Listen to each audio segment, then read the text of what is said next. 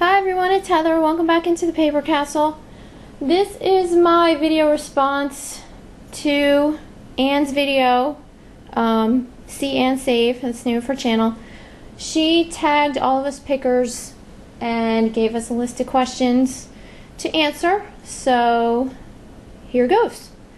What is your first name and in what state do you live? Okay, if you guys have been watching me for a long time and you know what my first name is by now, then you need to go see someone. Because I start out all my videos by saying, hi everyone, this is Heather. So that kind of answers that question. And I live in the beautiful state of New Jersey. And I'm proud to say that I live in probably the prettiest place in New Jersey. I'm in a little town called Flemington, very famous for the Charles Lindbergh trial back in the 30s. Let's see, how long have I been a picker? I have been, well, picking probably since I was a little kid, going to garage sales with my mother.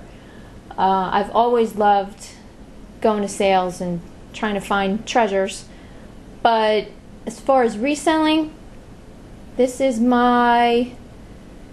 starting on my 6th year now, I think.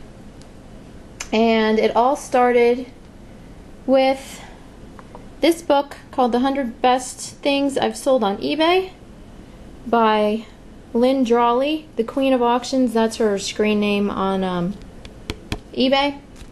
Right now she currently has, close to 10,000 things in her store. It's crazy. And yes, she does have like a warehouse or something where she puts these things. But I found this when my husband and I were in Arizona.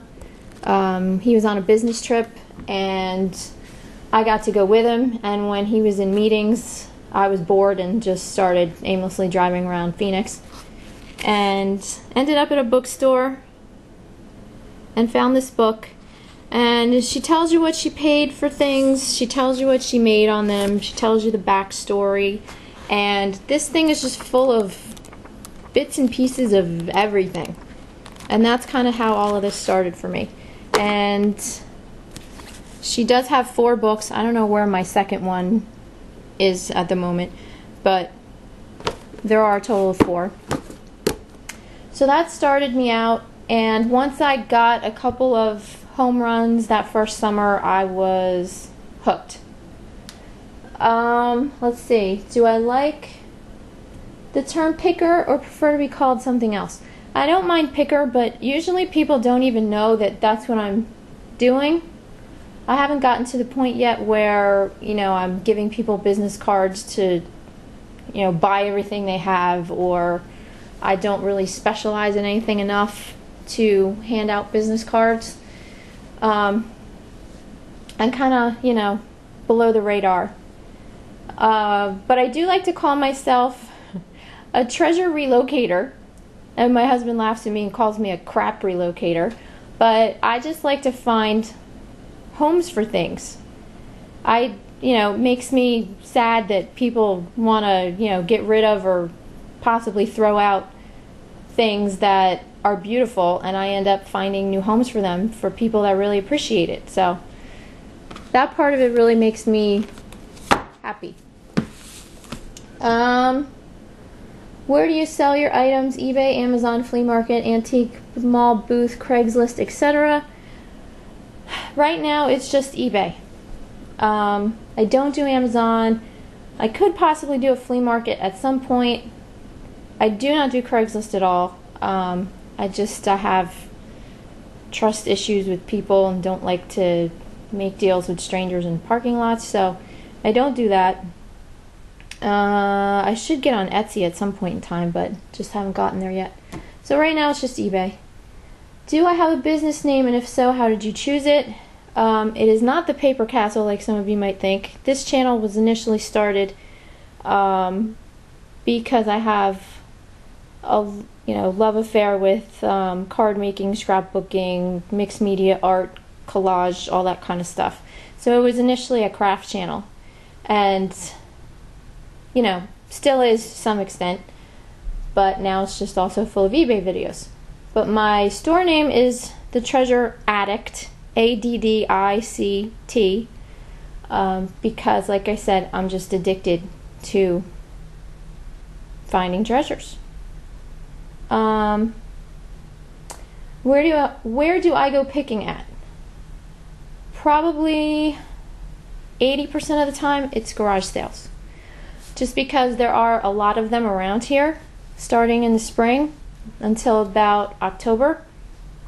And there are a lot of people around this area who have a lot of money. Oh, sorry. That's my phone. A lot of people around here who have a lot of money, so it's good picking some of the time.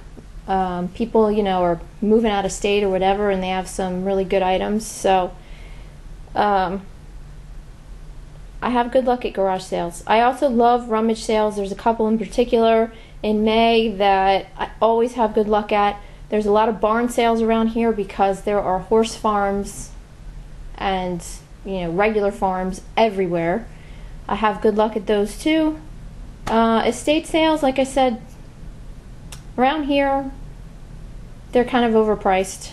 I still go and find things once in a while, but I've never really had a big score at one. Thrift stores, we don't really have any. We have a couple, and I have to drive maybe a half an hour to get to them, so it's really not worth it. Plus, they just stink. Let's see. What items do you like to pick and sell best? Anything and everything that'll make me money. But my bread and butter is probably, I love the smalls, like coffee mugs. You guys know I love those. Bibles, costume jewelry. I love to look for pens. I don't know, just a little bit of everything. Let's see. Oh, chess sets. I've had good luck with chess sets. I like those too. Let's see. What has been my biggest score? I've had a few. This fall I bought a Gorham nativity set for, let's see, there were 5 pieces. I bought the whole set for $10, and I think when all was said and done, I made about $450 from them. Sold them all individually.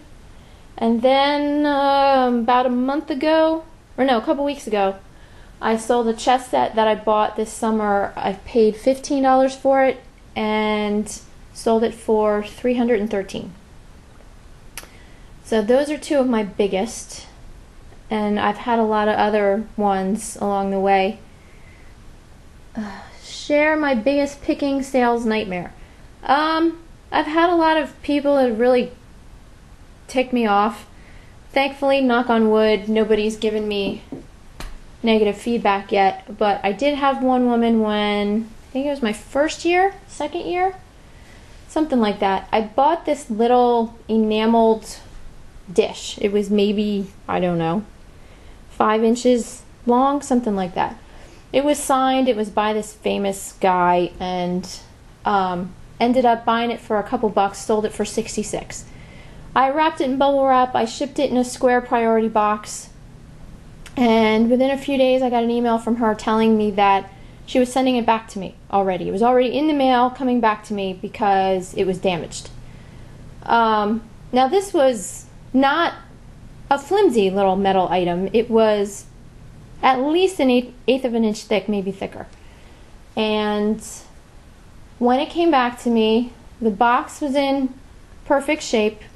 I opened it up, and the thing was kind of triangular. Right on one tip, the whole tip was like crushed in, and all the enameling was cracked down the whole thing. And I didn't understand how that could happen unless, the truck ran over it or something. So out of curiosity, I just simply said to her, "Is this the original box that this was shipped in?" And she came back to me and said, "Of course it is." I'm thinking to myself, how on earth can this thing be so jacked up and the box doesn't have a scratch on it? It made absolutely no sense. So I knew at that point she was lying to me, and that she probably had that one that was ruined and replaced it with the one that she bought for me. I ended up having to refund her money, but then she was mad because I wouldn't refund her return shipping fee. But my husband still teases me about that now and tells me, you know, I should really take my time and wrap things better and ship things more carefully, and he knows that drives me nuts. Is picking your only income, or do you have another job? Yes, it is my only income right now. I am a stay-at-home mom. I have a 7-year-old and a 17-year-old, and they like the fact that I'm here to chauffeur them around and, you know, do everything for them. So right now, this is it. Does anyone help you with your picking business? Not really. My 7-year-old absolutely hates it, hates going to yard sales. My 17-year-old loves to go to yard sales, but he's kind of a hoarder, and he wants to buy everything and keep it forever. So I have to be careful about taking him with me. My husband, who's a mechanic, does help me clean things up and get things working if they're broken. But other than that, it's just me. What do you use your picking money for? Bills or fun? Both, but mostly bills, unfortunately. I wish it was more for fun. Who is your favorite YouTube picker? Okay, that's a hard one. That's a really hard one. I'd have to say, as far as friends go, it would be Anne. You know, it's See Anne Save. Anne and I have been friends for a while on here, and I enjoy watching her videos. But I'm also a fan of, you know, a lot of the guys that have been on here since the beginning.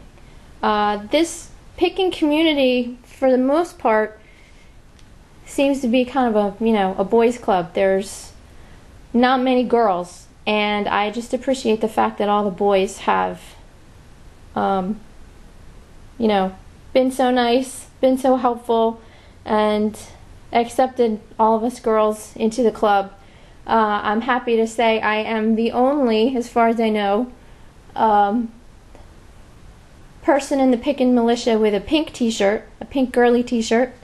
So I love, you know, RP and RJ Bunch and Yankee Picker and American Picker Man, Castles and Attics, Terminal 99, O Unit Productions, Vintage Fetcher. I mean, all those guys. The list is too long to even, you know, name everybody. But I'm grateful to all of them for all their help and their friendship over the past few years. I've learned so much from everybody. Let's see. What types of YouTube picking videos do you like best? Hauls, sales, or education? Absolutely, I love the hauls the best. I love to see what people find. I love to learn about things. I'm a research dork, and when I see people find things, I'm automatically like trying to research them online and see what they are, or who made them, what they're worth. I love the, you know, the history behind items. And let's see. What are my future reselling goals? To just make my store bigger and get off my butt and get more than like 200 items in my store right now. I did have more than 200 over Christmas, but then things kept selling. So right now I only have like 128, so I'm way behind. And just get to the point where I can do this a little bit more comfortably instead of kind of going, you know, week to week money-wise. So I think that's it. And I feel bad that, you know, I never show my face on video just because I know I probably don't sound camera shy, or I don't sound shy, but I am, and especially camera shy. So I tried to find a picture of me, and the only picture I can find in this whole house, honestly, is in my wedding album, because I'm always the one behind the camera. I have tons of pictures of my husband and my kids, but I have none of me. So here goes. So that's me. That's my husband. That's me in my enormous dress. I look like Glinda the Good Witch. And that was kind of on purpose because I'm an Oz fanatic. But I pretty much look the same as I did in this picture a few years ago, except that I wear my hair down and I'm not usually wearing this outfit. So that's it, guys. So thanks for watching, and if you're a picker, tag your it if you haven't made a video yet, and I'll talk to you guys soon. Bye.